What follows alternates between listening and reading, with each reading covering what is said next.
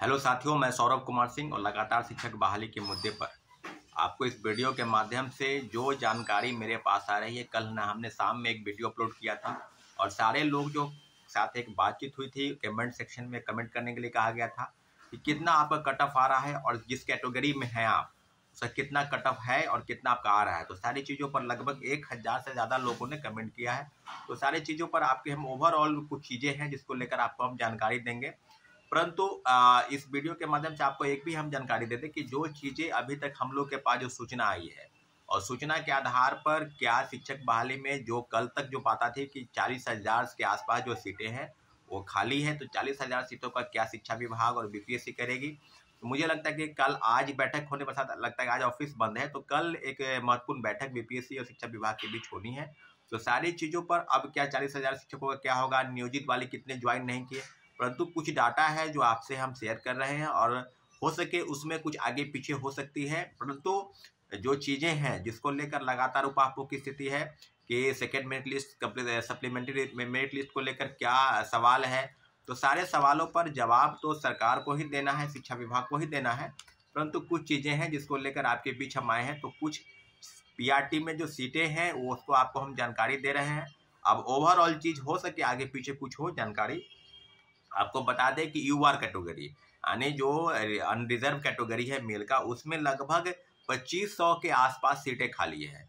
अब रही बात कि 2500 सीट हैं तो उसमें क्या होगा, तमाम कैटेगरी के लोग जितना उनका मार्क्स आ रहा है कट ऑफ उसमें कितनी कमी आएगी। अब जो है यूआर फीमेल में मुझे लगता है कम से कम 2700-2800 जो पद है वो खाली है। ईडब्ल्यूएस मेल की बात की जाए तो कम से कम 700 पद जो है वो खाली हुई है। ईडब्ल्यूएस फीमेल की बात की जाए तो कम से कम 1200 के आसपास जो पद है वो खाली हुई है। BC2 मेल यानी बैकवर्ड क्लास में जो मेल है उसका जो है लगभग 1800 के आसपास जो है पद है वो खाली हुए हैं। BC2 फीमेल यानी बैकवर्ड क्लास की जो महिलाएं हैं वो भी लगभग 1300 के आसपास पोस्ट जो है वो खाली हुई है। BCL उसमें भी लगभग 550 के आसपास पद जो है वो खाली है।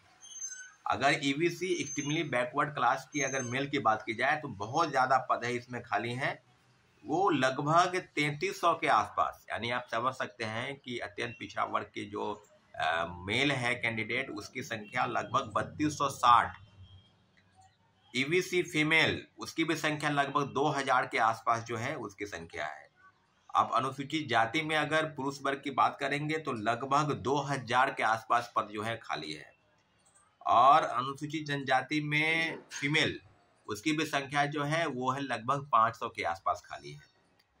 तो ओवरऑल अगर कहा जाए तो मुझे लगता है कि जो ओवरऑल डाटा जो है वो अगर 40,000 के आसपास है तो शिक्षा विभाग और बीपीएससी की बैठक में ये तय होगा कि नियोजित वाले को इसमें जोड़ के बताना है, क्योंकि कई हजार नियोजित शिक्षक हैं जिनको लगातार अल्टीमेटम दिया जा रहा था, लगातार सरकार की तरफ से पत्र दिया जा रहा था कि आप ज्वाइन करें, परंतु वो ज्वाइन नहीं कर रहे थे। ओवरऑल 25 तारीख तक लास्ट डेट था, वो ज्वाइन नहीं किए। कई लोगों के पास मेरे पास फ़ोन आता है कि हम रेलवे में एम्प्लॉय हैं, हमको एनओसी लेने में समय लगा, हम ज्वाइन नहीं किए। कई लोग बैंकिंग सेक्टर में हैं, कई लोग किसी प्राइवेट सेक्टर में अच्छे अच्छे पदों पर हैं, वो लोग भी बिहार आकर शिक्षक बनना चाहते हैं, तो उनके लिए भी वही बाध्यता थी कम से कम 1 महीना। तो यहाँ तो रिजल्ट निकला और अगले ही 2 दिन के बाद ट्रेनिंग में भेज दिया गया। तो अगर आपको किसी विभाग में काम करते हैं, चाहे वो सार्वजनिक रूप से हो चाहे प्राइवेट सेक्टर हो, तो सब जगहों से आने के लिए कम से कम आपको एनओसी लेना है उस डिपार्टमेंट से, उस विभाग से, तो कम से कम उसमें समय लगता है।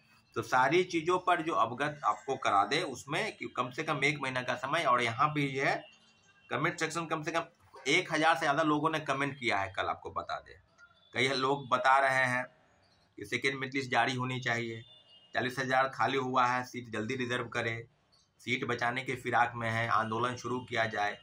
हाँ, सभी दिव्यांग कोटा के लिए छात्रों को आंदोलन में रहना चाहिए। आपको बता दें कि दिव्यांग के साथियों के साथ हम लोग ने भी प्रोटेस्ट किया था, उनका कट ऑफ न पता था न मार्क्स जारी किया गया था।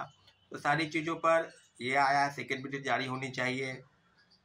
नियोजित के 3 बार फेल होने पर उनके बर्खास्त करने का आधा नियम बिल्कुल सही है कि बिहार विशिष्ट नियमावली के तहत उनका है नियम है। कोई अमर राज बता रहे हैं कि नियोजित वाले को है, अगर आप पास 3 बार में नहीं करते हैं तो आप उस जिस सेवा में है उस सेवा से आपको सेवा मुक्त किया जाएगा, यही नियम है।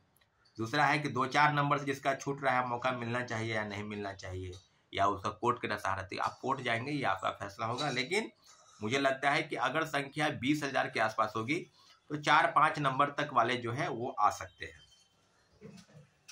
सप्लीमेंट्री रिजल्ट का चोरी नहीं होना चाहिए। सेकेंड मेडलिस्ट बाय 20,000 प्लस है, बिल्कुल सही है।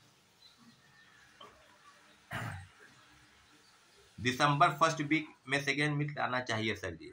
आपको बता दें कि अगर 30 तक अगर सारे डाटा आ जाए, जैसे कि आपको हम बताएं ओवरऑल डाटा जो भी आपको हम बताएं विभिन्न कैटेगरी का, तो डाटा हो सके उसमें बढ़े या कमे, लेकिन ओवरऑल डाटा जो पीआरटी को लेकर है 1 to 5 में, उसमें डाटा लगभग वही रहेगा। अभी जो चीज़ें हैं कि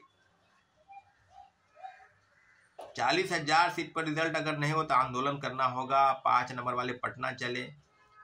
ठीक है भाई, आप कीजिए। आंकड़ों का खेल चल रहा है। ओबीसी मेल में 57 है कंप्यूटर साइंस। ये कोई बंटी जी हैं, उनका डेट ऑफ बर्थ 2/1/98 है। उनका कहना है कि मेरा होगा या नहीं होगा। तो अब ये बात है कि क्या किया जाए। एक है ललितेश्वर, वो बीसी कैटेगरी में है, सेकेंडरी साइंस में है। मेरा स्कोर 44 है और कट ऑफ जो है 45 गया है। तो आप जान लीजिए कि आपका मात्र 1 नंबर कम है। हो सके डेट ऑफ बर्थ को लेकर कुछ बातें हो, परंतु आपके होने के चांस पूरे हैं। एक लक्की करके कोई ईवीसी मेल है, 54 है, डेट ऑफ बर्थ 98।